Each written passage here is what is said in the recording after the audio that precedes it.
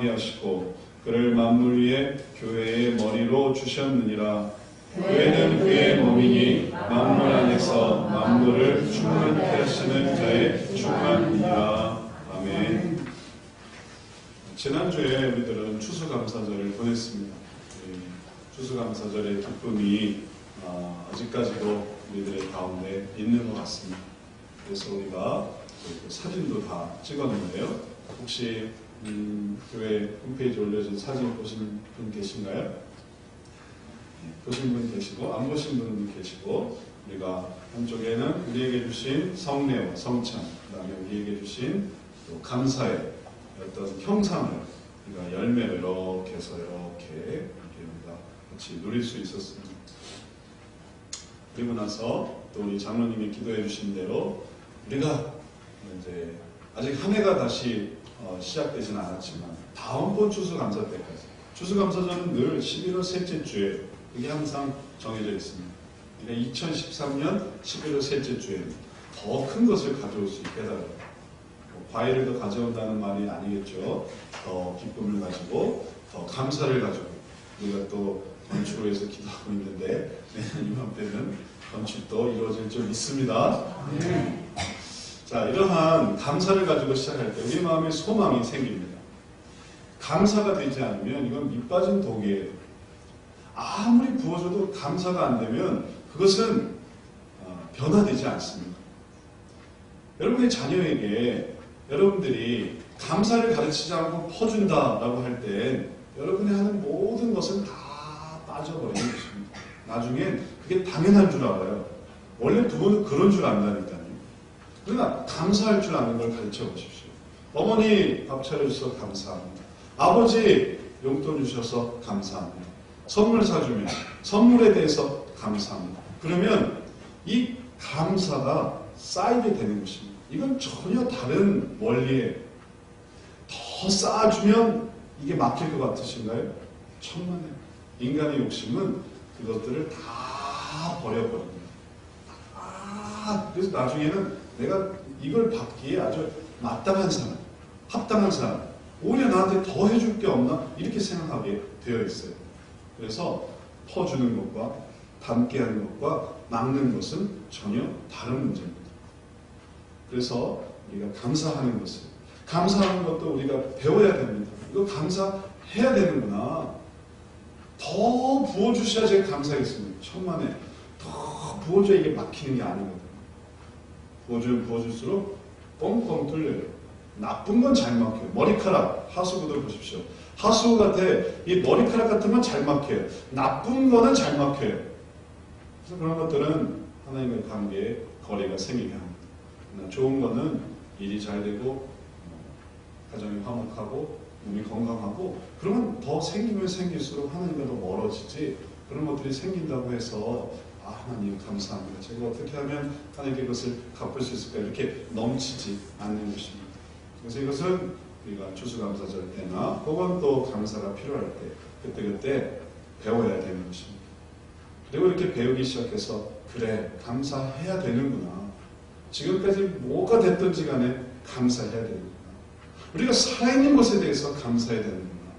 교회에 나오고 있는 것에 대해서 감사해. 아주 작은 것에 대해서 어떤 사람은 별빛에 감사하면 달빛을 주시고, 달빛에 감사하면 햇빛을 주신다고 표현했어요. 그 감사로 이제 눈이 돌아가기 시작하면 이게 발견이 되는 거예요. 이것도 감사하구나, 이것도 감사하구나. 처음에는 이 교회당도 이게 뭡니까? 이게 벽돌로 이렇게 되어 있단 말이에요. 근데 처음에는 우리가 불평을 했어요. 왜냐하면 매직아이 같다고. 이렇게 보다 보면 눈이 이렇게 돌아가요. 예전에 이게 앞부분에 이런 장식을 하지 않아서 거의 이제 이 앞에 다 보였거든요. 그러니까 사람들이 매직아이 같다고. 네? 앞을 바라보다 눈이 돌아간다고 막 그렇게 얘기를 했었어요. 근데 감사하려고 하니까 이게 감사한, 교회 분위기 난다. 네? 아무것도 설치하지 않았는데도 뭐 하나 건드린 거 없는데도 원래 건축물이 이렇게 지어져 있으니까 교회 분위기 나는데, 사랑의 교회가 이렇더라고요. 사랑의 교회가 얼마나 감사해요. 우리가 사랑의 교회 스타일이네. 네.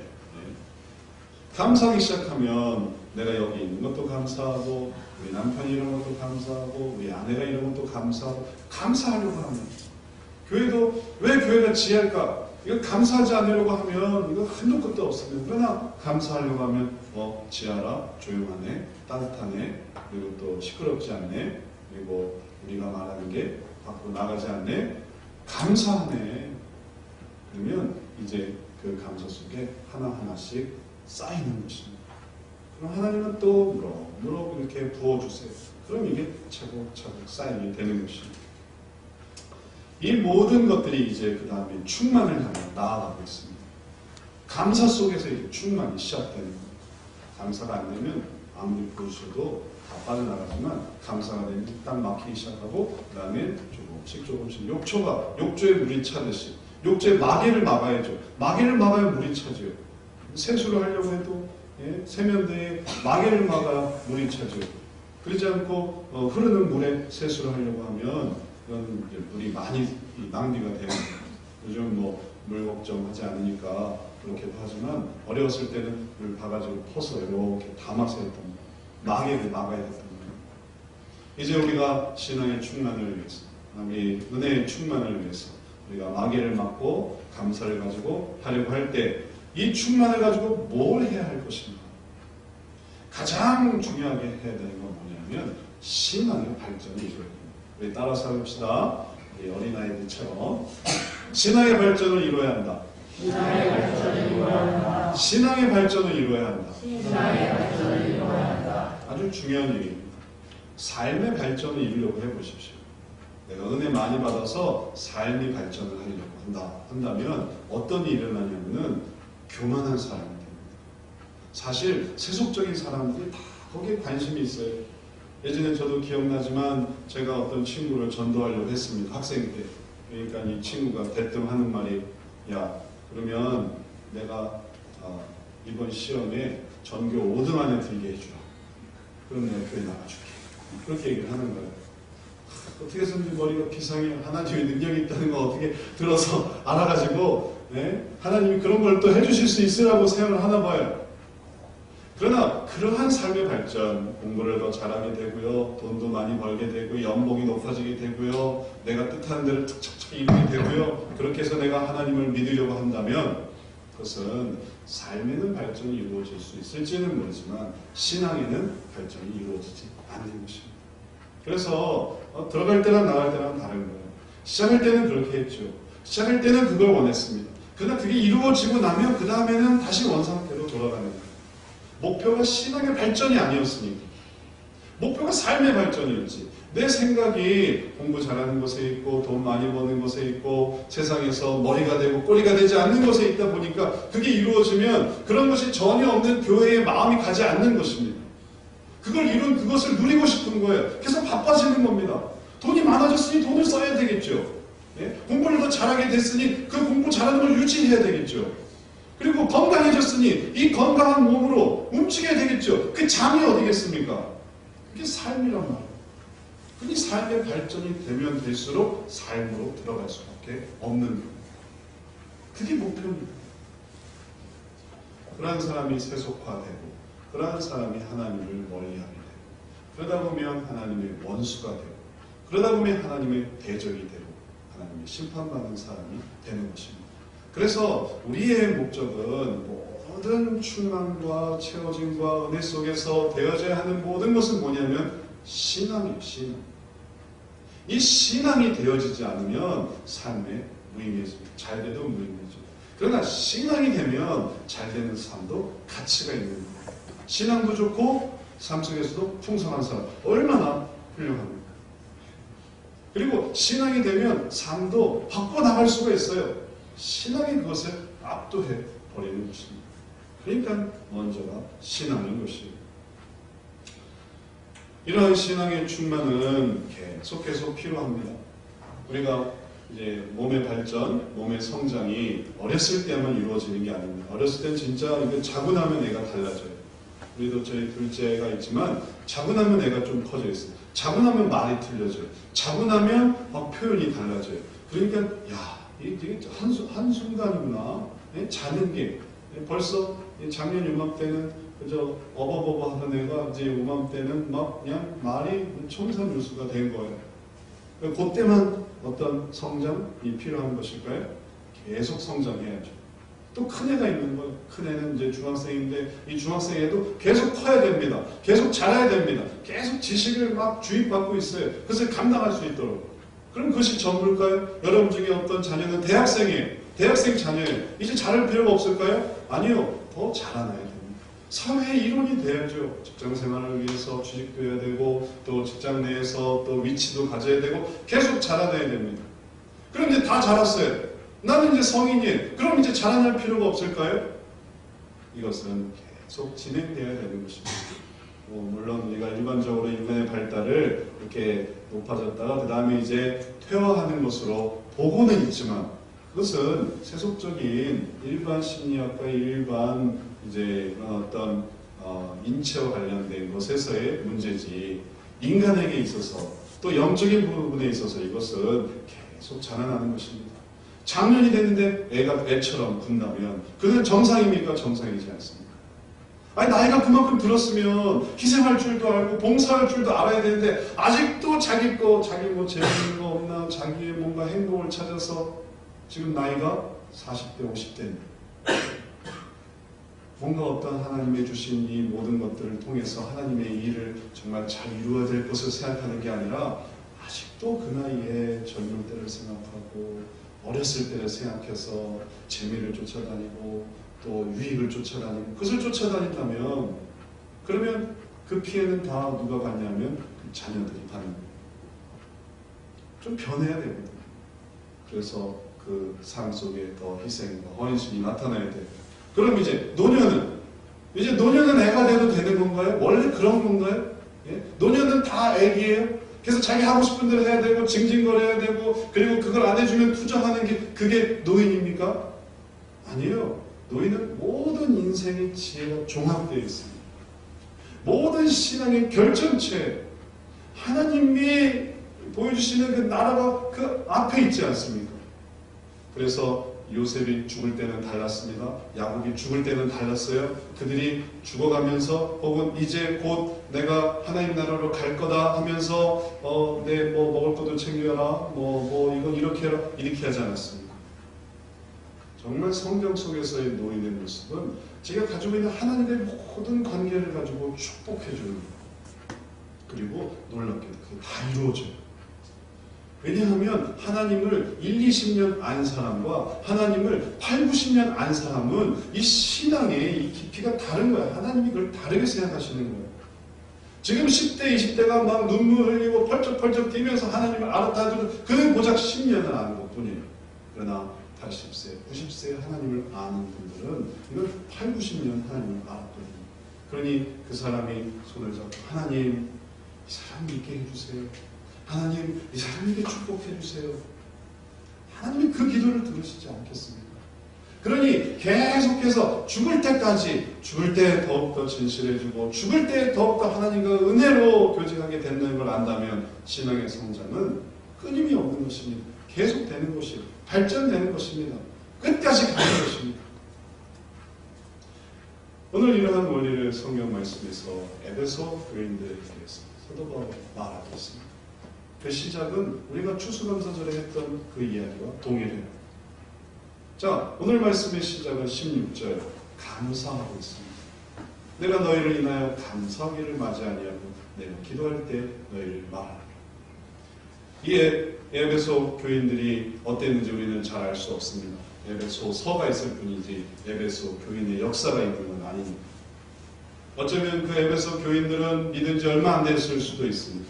혹은 예루살렘 교회보다 혹은 다른 교회보다 빌립보 교회보다 갈라디아 교회보다 또 다른 어떤 차이가 있을 수 있을 거예요. 혹은 성도가 많이 있을 수도 있고 성도가 적게 있을 수도 있을 것입니다. 그런데 이 성경 속에서 그건 하나도 문제가 되지 않아요. 때로 성지순례를 가서 본 사람들은 정말 감탄해하기도 하고 실망해하기도 합니다. 왜냐하면 우리가 봤던 그 에베소 교회 직접 가서 에베소 교회를 딱 가서 보니까 별거 아니란 말이에요. 우리는 진짜 뭐 콜로세움 같은 원형 경기장에 정말 아주 엄청난 사람들이 모여서 의리의리하게 해가지고 야 이게 정말 초대교회의 아름다운 멋진 모습을 이렇게 생각하던데 뭐 정작 가보면 뭐 유적해서는 초가집 달랑 하나 별게 아니에요. 그러나 그 가치는 너무나 큽니다. 이제 우리가 생각하는 그 외면적인 모습, 우리가 생각하는 그 표면적인 모습, 세속적인 모습을 다 제해 놓을 때 그는 감사하고 있습니다. 에베소에 교회가 있는 게 감사합니다. 에베소가 어떤 곳입니까? 우상 숭배가 그득하던 곳이었어요. 그러나 그곳에 교회가 들어있는 거예요. 있다는 자체가 감사한 것입니다. 그들의 모임수가 어떻고 그들이 뭘 하고 있고 그들이 어떤 수준의 사람인가 상관없이 그들이 종인지 자유자인지 혹은 권세자인지 혹은 지배를 받고 있는 피지배자인지 그거 상관없이 그들에 대해서 사도 바울은 감사하고 있습니다. 이러한 감사가 하나님의 은혜를 담을 수 있는 근거가 되는 거예요. 이 에베소 교인들이 정말 감사함으로 그 감사 속에서 그 감사함으로 이제 그들이 그 기도를 받고 있습니다. 사도 바울이 뭐라고 기도하는가 보십시오. 기도할 때 너희를 말하노라. 감사하면서 기도할 때 너희를 말하노라. 이제 그가 기도하는 게 뭔가를 보십시오. 그가 기도하는 첫 번째가 있습니다. 전부 네 가지를 기도하고 첫 번째 기도는 17절 말씀이었습니다. 같이 읽어봅니다. 우리 주 예수 그리스도의 하나님 영광의 아버지께서 지혜와 계시의 정신을 너희에게 주사 하나님을 알게 하시고 이게 그가 기도하는 첫 번째 기도예요. 그는 삶에 대해서 기도하지 않았습니다. 너희들이 잘 되기를 원하노라. 너희들이 아주 무궁무진하기를 원한다. 부귀영화 누리기를 원한다. 이렇게 기도하지 않았습니다. 그는 감사 속에서 신앙에 대해서 기도하고 있습니다. 신앙의 가장 첫 번째 단계가 뭘까요? 안 믿는 사람이 이제 믿게 되는 가장 처음으로 기도해 주어야 하는 은혜를 받아 해야만 하는 가장 첫 번째가 뭘까요? 그것은 하나님을 아는 겁니다. 왜냐하면 하나님을 모르기 때문에 그래요. 근데 하나님을 안다는 것이 어떻습니까? 이게 어려운 것이거든요. 하나님을 모르는 사람이, 하나님을 부정하던 사람이, 하나님에 대해서 들어본 적이 없는 사람이 하나님을 안다는 것, 이것은 어려운 일입니다. 이것을 어려운 것을 우리가 피부로 체험하고 있습니다. 전도하기가 어려운 것이죠. 하나님을 모르니까. 하나님 알았으면 교회 오실래요?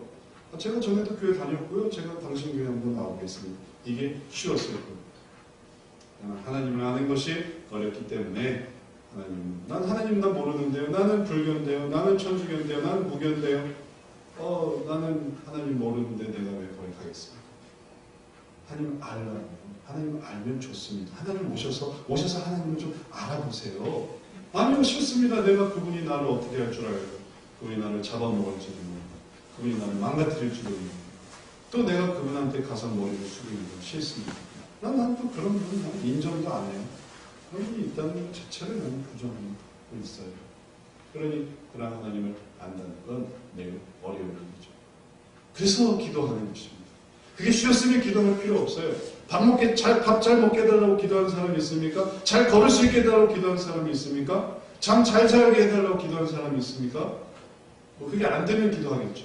잠이 안 오거나, 못 걷거나, 밥을 못 먹거나. 그러나 그게 잘 되면 기도하지 않나요? 너무 당연한 겁니다. 하나님을 아는 게 어렵기 때문에 기도하는 것입니다. 근데 기도할 때 뭐가 필요하면 지혜와 계시의 정신이 필요합니다. 그래서 기도해야 하는 것입니다. 지혜와 계시의 정신을 받아야만 하나님을 아는 것이에요. 여기서 지혜와 계시의 정신, 이 정신이라는 것은 영어로는 스피릿이고 헬라어로는 푸뉴마라는 것입니다. 이 푸뉴마라는 단어는 성령을 의미할 때에도 사용되었습니다. 지혜와 계시의 정신, 지혜와 계시의 영의 핵심은 성령이에요. 근데 이 푸뉴마라는 이 성령의 이 역사는 이건 전달되어질 수가 있어요. 하나님이 함께해서 그것을 가르쳐 주시는 것이에요. 그래서 영을 받아서 그 정신을 받아서 이제 지혜와 계시가 생기는 것입니다. 인간의 지혜를 알게 되고 계시는 하나님이 보여주시는 계시가 알게 되는 것입니다. 그럴 때 하나님을 알아가는 것입니다. 야, 이런 세계가 있구나. 예전에 교육방송이나 혹은 오래전에 그 종교 영화에 보면 그런 장면이 나옵니다. 하늘이 막 열리는 장면이 나와요. 하나님 말씀하실 때 하늘이 막 열리는 장면이 나와요. 구름이 막 거치면서 거기서 이제 음성이 들리는 그런 장면이 나옵니다. 이 머릿속에서 이 세상의 그 찌든 생각과 이 세상의 어두웠던 것들이 지혜와 계시의 정신으로 이게 막 열리는 거예요. 야, 이런 세계가 있구나. 죽음 이후는 이런 것이 있구나. 영적인 존재가 있구나. 이런 새로운 세계가 이 세상에 존재했구나. 이걸 알 때 비로소 하나님을 아는 것입니다. 뿐만 아닙니다. 이것은 도움을 받아 이루어지는 것입니다. 우리는 감각이 어두운 사람들. 그런 감각이 어두울 때 이런 감각이 하나님께서 보여주시는 깨달음, 보여주시는 지혜, 보여주시는 계시를 통해서 그 부분을 미루어 짐작할 수 있게 되는 것입니다. 우리 삶 속에서 그런 부분들이 많이 있어요. 우리가 보지만 보지 못하는 게 있고 듣지만 듣지 못하는 게 있고 만지지만 만지지 못하는 게 있고 또 맛보지만 맛보지 못하는 게 있습니다. 그런 것들은 이게 받아야 돼요. 지혜와 계시의 정신과 같은 그런 도움을 받아야 됩니다. 예를 들어 뭐가 있을까요? 병아리 감별사를 들어보셨어요? 병아리 감별사? 병아리 감별사 뭐 감별하는 줄 아세요?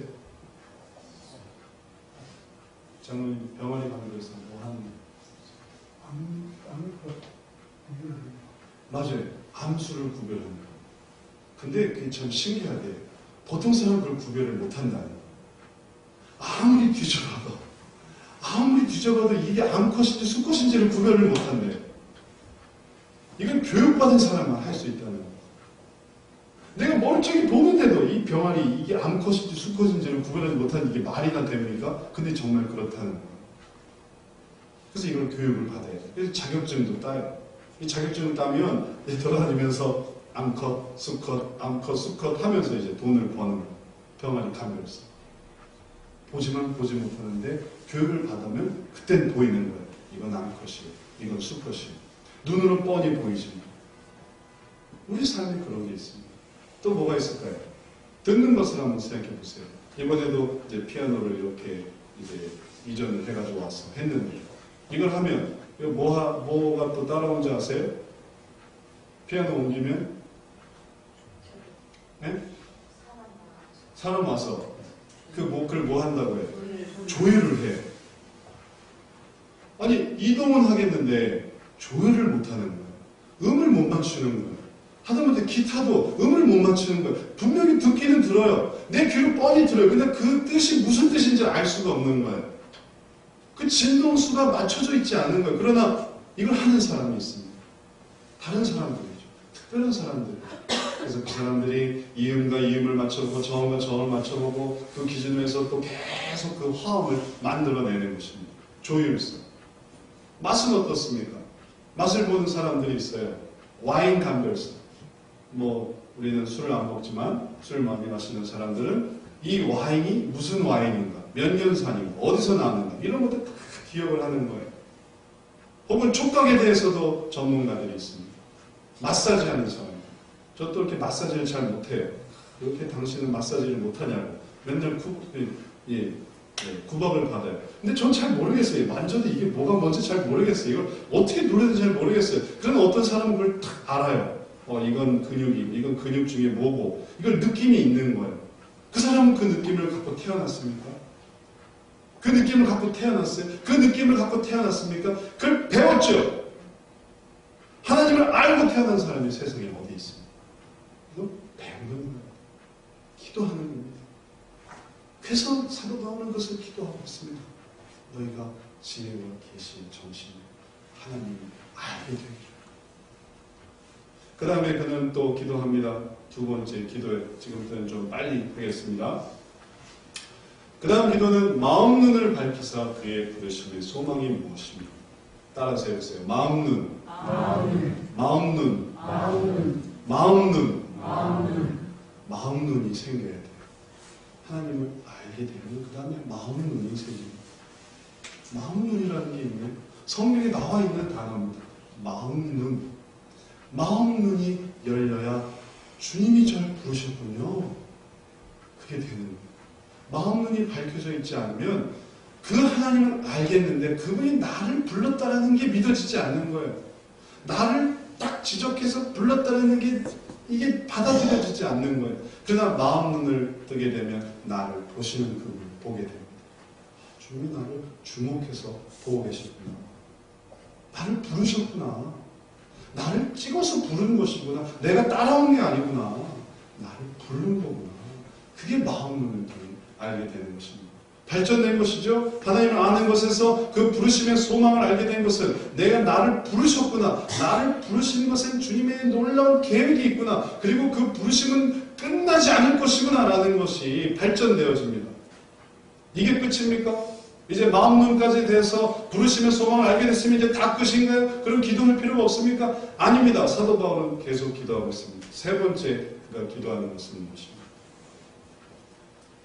같이 읽어봅니다. 성도 안에서 그 기업의 영광이 풍성이 무엇이며 아이가 유아기만 자라고 죽지 않습니다.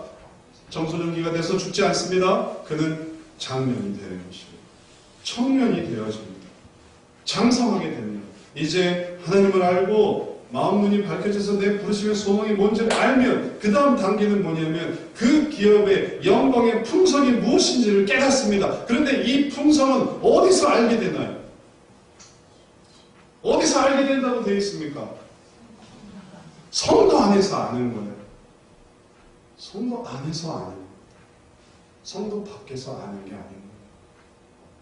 직장에서 그 기업의 풍성을 알려고 하지 마십시오. 학교에서 그 기업의 영광의 풍성을 알려고 하지 마십시오. 그것은 성도 안에서 되어지는 것이에요. 그것을 뭐라고 말할 수 있냐면 그것을 성령 충만이다라고 말할 수 있습니다. 제가 그것을 가끔 느낍니다. 성도 안에서 성도와 함께 기도하면서 함께 예배 드리면서 함께 말씀을 들으면서 그 기업의 영광이 이런 거구나. 어차피 하나님을 아는 것 자체가 보이지 않고 들리지 않고 느끼지 못하는 것이기 때문에 그것은 계속 그런 식으로 지속이 되는 것입니다. 애초에 하나님도 보이지 않는 것이었는데 그 기업의 영광의 풍성은 보이겠냐고. 이게 말이나 됩니까? 그건 보이지 않는 거예요. 그건 충만할 때만 느끼는 것입니다. 이런 거구나. 그 은혜의 충만함이 바로 이런 거구나. 그것을 성도 안에서 깨닫게 되는 거예요. 하나님의 부으시는 은혜를 통해서. 그럼 이러한 은혜는 어디서 끝이 날까요? 마지막으로 기도하는 게 뭘까요? 네 가지를 기도하고 있는데 하나님을 알게 되는 것, 부르심의 소망을 알게 되는 것, 그 다음에 그 기업의 영광의 풍성을 깨닫는 것. 이게 우리가 늘 얘기하는 신앙의 단계와 비슷합니까? 비슷하지 않습니까? 비슷하죠? 우리 신앙의 단계, 우리 교회에서 말하는 신앙의 단계가 뭐예요? 처음에 구주를 믿는 것, 두 번째는 구원의 확신을 갖는 것, 세 번째는 성령 충만함. 그럼 이제 마지막이 남았어요. 성령이 나오는 얘기예요. 마지막이 뭡니까? 사명 감당. 사도 바울이 그 얘기를 하고 있을까요? 얘기를 하고 있어요. 다 같이 19절 읽어봅시다. 그의 힘의 강력으로 역사하심을 따라 믿는 우리에게 베푸신 능력의 지극히 크심이 어떤 것을 너희로 알게 하시기를 구하노라. 이게 사명감입니다. 정말 믿었단 말이에요. 역사하심을 따라 믿었어요. 자, 그럼 제가 한번 해보겠습니다. 제가 그 능력을 제가 믿습니다. 그래서 제가 한번 실천해 보겠습니다. 이 사명을 제가 한번 감당해 보겠습니다. 하면, 들어가면 무슨 일이 일어나냐면 우리에게 베푸신 능력이 지극히 크심이 어떤 것을 이제 우리가 알게 되는 거예요. 정말 사명을 감당했더니 내가 들 수 없을 것 같았는데 하나님의 능력을 의지하고 그것을 들었다는 것입니다. 사명 감당이라는 말이 그건 책임이에요. 책임. 그건 무거운 책임입니다. 십자가에. 그래서 다 그걸 싫어하는 거예요. 사명 감당이 애 봐주고 그저 뭐 밥 잘 먹고 건강해. 그게 사명 감당이면 누가 사명 감당을 못하겠어요? 어떻게 그렇게 사명 감당이 돼요? 그건 그냥 생활 감당이에요. 생활 감당. 생활하는 거죠. 생활. 숨 쉬는 것도 운동이라고 정말 우스갯소리로나 하지 그게 진짜 운동이겠어요. 사명은 무거운 거죠. 사명을 드는 겁니다. 근데 그건 정말 믿지 않으면 감당할 수 없는 거예요.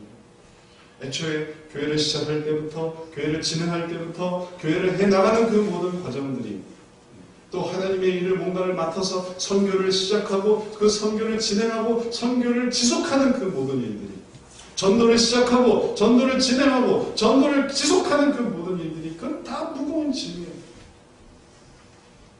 그러나 그럴 때마다 하나님이 주시는 게 있는데 능력이 얼마나 크신 것인가를 보여주십니다.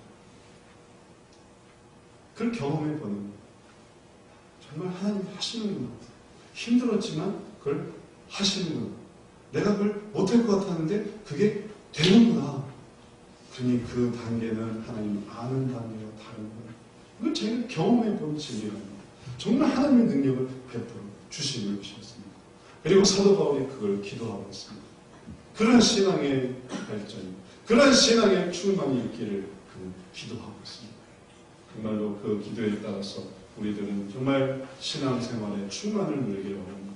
우리가 신앙의 충만을, 그 다음에 은혜의 충만을 바라는 이유는 그것이 우리로 하여금 하나님을 알게 하기 때문에 그렇습니다. 그리고 그것이 더 나아가서 하나님의 부르심의 소망을 깨닫게 하기 때문에 그런 것입니다. 또 우리가 더 기도하고 하나님 더 충만하게 해주세요 하는 것은 우리가 그 기업의 영광의 풍성을 알아야만 하기 때문에 그런 것입니다. 그리고 성령 충만으로 끝나지 않고 또 은혜를 주세요, 은혜를 주세요, 또 채워주세요, 더 충만케 해주세요 라고 한다면 이제 우리가 그것을 가지고 해봐야 하기 때문에, 그럴 때 그 능력이 얼마나 크신 것인가를 비로소 감당하게 되는 것입니다. 우리가 이렇게 신앙의 삶을 사모하고 간절히 바라고 이렇게 나아갈 때 하나님의 은혜로 채워지게 됩니다. 그건 우리의 측면이에요. 근데 우리가 그렇게 하나님의 은혜의 충만을 위해서 나아갈 때 하나님은 무엇을 하실까요? 하나님. 지금까지 우리 얘기였잖아요. 우리가 하나님을 은혜의 도움을 받아 하나님을 알게 되고 부르심의 소망을 깨닫게 되고 그 영광의 풍성을, 그 다음에 그 능력의 지극히 크심을, 그건 다 우리의 측면이잖아요. 하나님은 무엇을 하실까요? 하나님은 이 일들을 이루시기 위해서 주님은 우리를 채워주십니다. 주님은 이걸 채우기 위해서 이 세상의 삶을 사시는 것입니다. 우리를 위해서 이 세상의 삶을 사시는 것입니다. 한번 생각해 보십시오. 아담과 하와가 죄를 지었고 에덴 동산에서 쫓겨났을 때 하나님의 관점은 어디에 가 있을까요? 하나님의 관점은 그가 쫓겨난 세상으로 가고 있습니다. 하나님의 관점은 에덴 동산에서 머무르지 않았습니다. 쟤네들 내가 쫓아냈어 하고 걔네들 잊어버린 상태에서 또 다른 관심사를 에덴 동산에 두신 것이 아니에요. 쫓겨나간 그들에게 관심을 가셨습니다. 그들을 주목하고 계십니다. 그들을 살펴보고 계십니다. 그들이 더욱더 퍼져나갈 때 이 사람들은 동부로 가고 서부로 가고 남부로 가고 북부로 가고 사람들이 퍼져나갈 때 주님은 여전히 그 관심을 그 고대 근동 지역에 두고 계십니다. 왜냐하면 그 가운데 약속의 자손들이 있기 때문에 그래요. 그 가운데 족장이 있어서 아브라함과 이삭과 야곱이 있었기 때문에 그 지역에 관심을 가지고 계십니다. 그들을 사랑하시기 때문에 그런 것이에요. 그들이 애굽으로 옮겨갔을 때 주님은 그런 가나안에만 초점을 맞추지 않으셨습니다. 그들이 가는 그 애굽에 주님은 초점이 맞춰져 있습니다. 그래서 성경의 모든 관점은 그럼 또 애굽에 진행이 되는 거예요. 그리고 또 그들이 또 가나안으로 다시 옮겨오니까 또 그 가나안을 보는 것입니다. 주님의 모든 관점은 주님의 사랑하시는 자들에게 주어져 있습니다. 그리고 마침내 일어나는 일은 그들에게 내려오시는 것이었어요. 우리가 다음 달에는 바로 그 예수님의 강림과 그리고 현현 예수님의 탄생을 기념하지 않습니까? 주님은 그렇게 내려오신 것이에요. 내려오셔서 하신 일이 무엇입니까? 주님은 친히 내려오셔서 우리들과 함께 사셨고 또 우리 죄를 위해 죽으셨습니다. 그리고 그 모든 함께 하심과 채우심 속에서 주님은 우리의 죄를 다 사해 주신 다음에 다시 하나님 보좌 우편에 앉으신 것이에요. 다시 말해서 하나님은 우리를 늘, 인간을 늘 지켜보고 계시고 사랑하는 인간들을 늘 지켜보고 계시고 예수님은 그 인간에게로 오셨다는 것입니다. 그리고 그들과 함께 하셨다는 것입니다. 우리가 그때 살았던 것은 아니니까 우리랑은 상관없을까요? 천만의 말씀. 이제 예수님께서 보좌 우편에 앉으신 다음에 또 한 분의 하나님이 등장하는데 그분은 성령입니다. 성령 하나님. 하나님은 모두 세 분이에요. 성부 하나님, 성자 하나님, 성령 하나님. 성부 하나님이 나타났고 성자 하나님이 나타났고 그 다음에 이제 성령 하나님이 나타나서 성령 하나님이 하시는 일이 뭐냐면 오늘 본문 말씀에 사도 바울이 증거하는 대로 21절에 우리 같이 한번 읽어봅니다. 모든 정사와 권세와 능력과 주관하는 자와 이 세상뿐 아니라 모든 세상에 일컫는 모든 이름 위에 뛰어나게 하시고 이 일을 누가 이루시냐면 성령님이 이루시는 거예요. 어떤 정사로 어떤 권세로 어떤 능력으로 어떤 주관하는 자로 어떤 아름다운 이름이 있다 하더라도 성령님은 그보다 예수님의 이름이 더 높게 하셨어요. 아무리 좋은 신앙인이 아무리 좋은 하나님의 일꾼이 있다 하더라도 하나님은 그 이름보다 예수님의 이름을 더 뛰어나게 하셨어요. 성령님이 그것을 깨닫게 하시는 것입니다. 그걸 가능하게 하시는 분이기 때문에 우리가 아는 사람 중에 하나님을 믿은 사람과 부르심의 소망을 깨달은 사람과 그리고 그 기업의 영광의 풍성을 아는 사람과 그리고 그 능력에 지극히 크심이 없다는 것을 깨달은 사람보다 더 아름다운 이름은 예수님 하나님입니다. 그래서 우리가 누구를 기념하지 아니하고 우리가 누구를 성인으로 추앙하지 아니하고 우리가 누구를 존경하나 그 존경의 대상을 신앙의 대상으로 올리지 아니하고 오직 예수 그리스도만 섬기고 사랑하고 따라가는 것입니다. 이 일들을 하나님이 예수님이 성령님이 이루고 계세요. 다시 말해서 하나님 예수님 성령님은 쉬지 않으신다는 거예요. 이때까지 졸지도 않으신다는 것입니다. 주무시지도 않으신다는 것이에요. 과거의 사람들에게 그랬고 바로 우리들에게 그렇습니다. 우리들에게 이제 그 이름을 뛰어나게 하십니다. 그 이름을 바라보게 하십니다. 그 이름을 깨닫게 하십니다. 2000년 전에 오셨던 그 예수님을 알게 하십니다. 그리고 그 이전에 존재하신 하나님을 알게 하십니다. 그걸 알게 하시는 분이 성령님이니 이제 성부, 성자, 성령의 하나의 사역이 바로 우리들에게 지금 우리의 신앙의 발전을 위해 우리의 충만을 위해서 이루어지고 있는 것입니다. 이제 우리는 이 모든 일들의 가장 궁극적인 모습으로 나아가고 있습니다. 오늘 말씀에서 정말 핵심적인 부분을 이제 설명드리려고 합니다. 하나님이 역사하시는 것과 인간의 역사하심, 인간의 그 노력, 그 모든 것들이 하나로 만나는 곳이 있습니다. 그것을 오늘 성경 말씀에서 우리는 분명하게 발견할 수 있습니다.